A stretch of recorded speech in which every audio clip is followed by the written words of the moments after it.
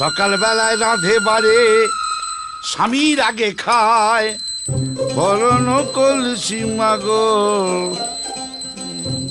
তলাতে শুকায়।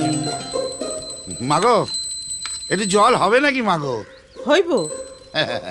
ছোট, একটু পানি নিয়ে আয় তো। বাবা, আপনি ওদিক থেকে বসেন। হ্যাঁ, শনিবার মঙ্গলবার বরণ বেলায় সেই বাড়ির ধেনু মাগো পুণ্যগত হয়। এই মিয়া, এটা তুমি? আমি গণক, গণৎকার, মা বোনদের দরকার।